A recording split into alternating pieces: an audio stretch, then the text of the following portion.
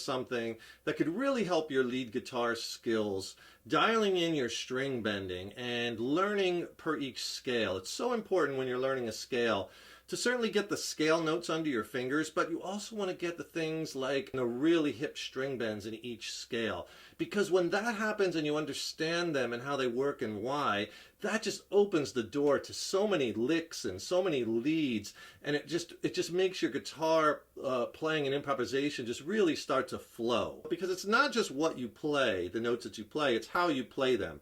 And that's what it's all about, taking those notes and making music, right? Using those bends and vibratos, and like I was doing some string raking and slides and hammer-ons and pull-offs, the techniques, right? You're taking the notes and you're making them musical.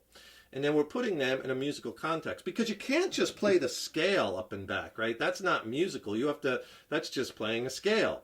Doesn't sound like music. You have to take the notes and work them, right? And the string bending is one of the most emotive things you could do on the guitar, and that'll really get you sounding musical quickly. I'm in standard tuning, and we're using a jam track to have some application for these principles and devices, right? And the jam track, I want to thank Elevated Jam Tracks. They make some really good jam tracks. You can get them at bandcamp.com. This track is in the key of D minor. Just D minor to a C, to an F, and a B flat the first time. And then the second time through the jam track, D minor, same as before, C, F, this time A.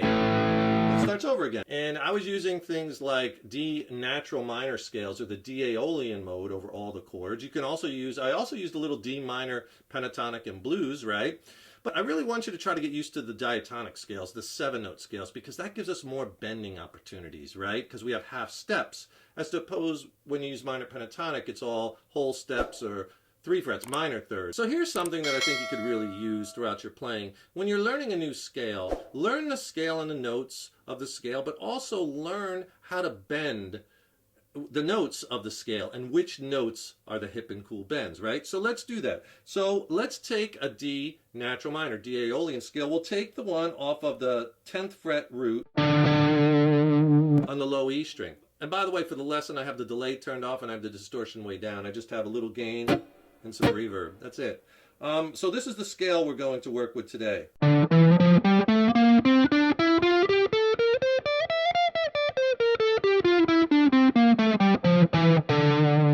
And the notes in D natural minor are D, E, F, G, A, B flat, C. And then we're back to D. Then just repeat.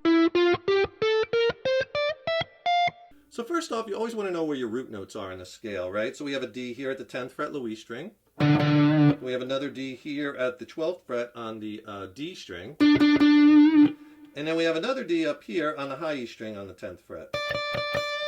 And just so you know, also there's a D here on the 15th fret of the B string. And if you want to see this scale and so many others diagrammed out on paper, because sometimes it helps to have that visual connection, right? I'll tell you what, click on that link in the YouTube description box below. I'll send you my killer largest rock blues soloing ebook. It's packed with like 29 scale diagrams, has lessons on soloing strategy, major minor key, music theory. It's a great reference tool. And I'll pair it with a free video lesson too on easy ways to spice up your soloing. I'll send them both to you for free. The video lesson, which is extended play, it's not on YouTube, and the killer ebook. Get both for free, just click on that link below. So if we take the top 3 strings of that scale, the first thing you want to do is let's look at the half step bends, right? And you really want to milk these, especially if you're playing in this rock or blues rock or melodic type soloing. So you have 12th to 13, there's a half step. So you want to bend that 12th to the 13th fret, right? And always check to see that you're bending in pick. So that's a great half step bend right there, bending that 9th to the flat 3rd. And then you have another half step on the G string and then another on the B string. So on each string you'll have a half step bend. So on the B string we have that bend. We have the 10th fret to the 11th fret. See? You want to bend that A note to the B flat and then check it. See, the licks are just coming in the head already just from experimenting on each string. And on the half step bends, I'll often bend those with one finger. On whole step bends, I'll usually use as many fingers as I can, 3 or 4, just because it gives you more strength, more control. And on the G string, you have that bend where we're bending the 9th fret, bending that E note to the F note. Right? So you always want to... For bends like that, I also give it like a little turn of my finger or the wrist. See that? And same thing on that B string. I tend to bend that one up. On the G, I bend down for the half step. And then a high E. Alright, those are 3 killer half step bends right within that scale. So you could start putting your licks together. Okay, there's all on that high E string. To the B string. To the G string. And then kind of resolve a lot of your licks to the root note. Those are the 3 half step bends that are super cool. And now some whole step bends that are really neat to do. On the B string, I like bending with, now notice too, all 4 fingers down, 1 finger per fret, right? And I'll bend that C note to the root note, D. So you're bending a whole step now. So you want to make sure you hit that note. I always kind of rake into my bends too. See, I'm muting the strings. So you get that muted sound into the bend. So I'm bending that C to the D. That's a whole step bend. And really cool. Now on the high E string, you could do that. And by the way, that's 13th to 15th fret. You could also do 13th to 15th on the high E. So you're bending that F to the G. Another really good bend in that scale. Check your bend.